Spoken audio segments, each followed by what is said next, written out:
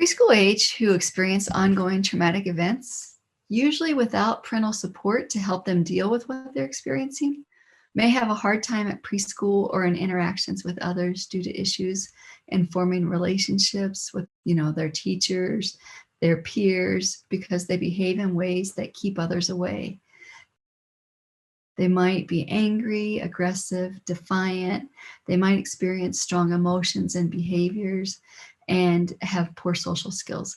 And just to make sure that you understand what I mean without the support of parents, if kids are experiencing traumatic events and their parents are not there to help them kind of deal with the trauma that they're experiencing, these are some of the behaviors that may come about.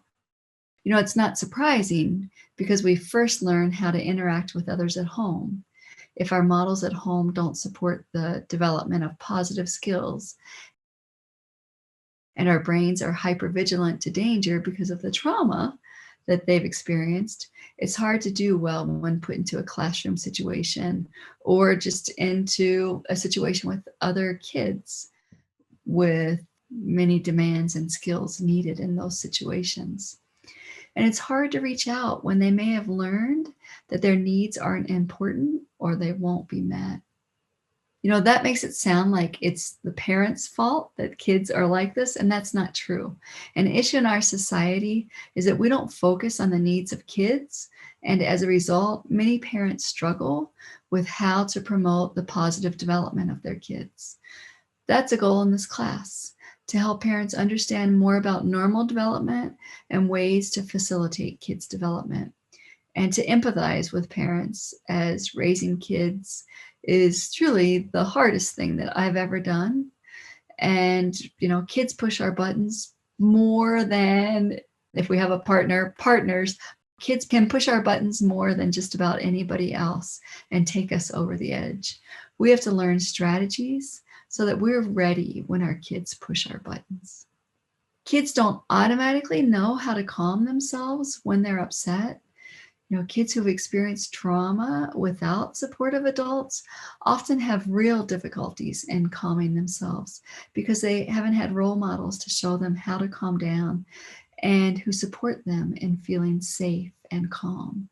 Feeling safe is one of the basic needs that kids have, and we as parents create that feeling of safety or danger for our kids. Parents and other adults can support kids by labeling and empathizing with their feelings.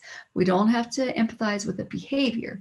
We can have strong expectations for behavior, but we can empathize with what kids are feeling and even normalize those feelings.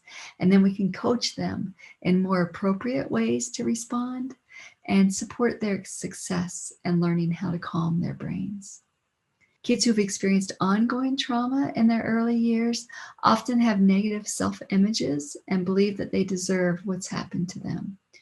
For kids who've experienced trauma in their preschool years without supportive adults, this is a period where they're quite egocentric and they think that they're the cause of things that are happening. They expect others to be mean to them because that's been their experience in the past.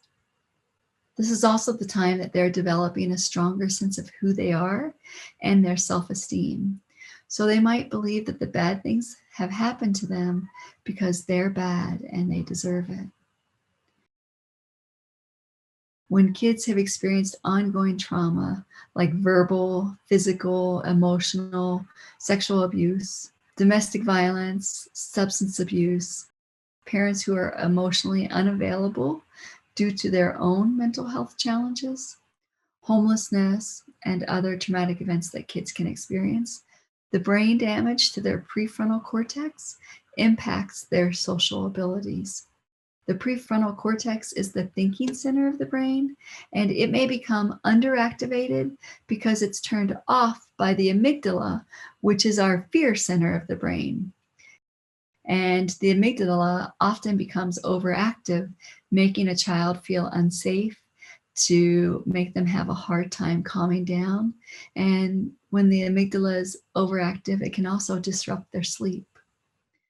The dysfunctional interactions or connections that are being formed between the different areas of the brain impact kids' ability to interact socially with other kids.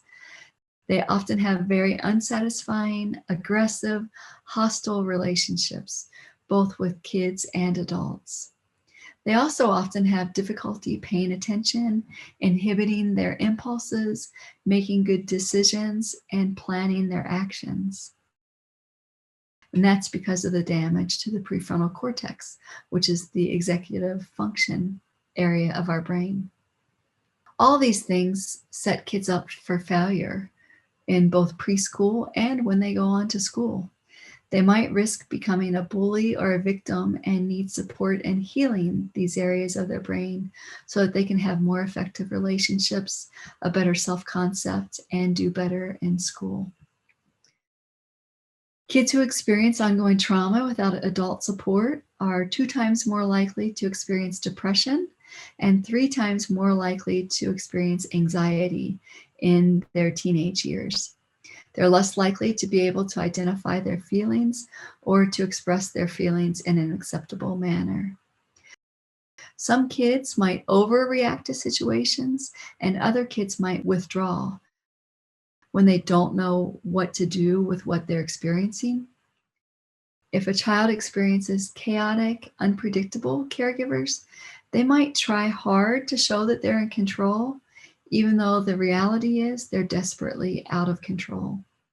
These kids often have a hard time processing social cues, which impacts their relationships. They often don't know how to develop relationships, how to initiate positive interactions with their peers. They often misinterpret social cues as somebody doing something negative, and that results in them maybe overreacting to situations.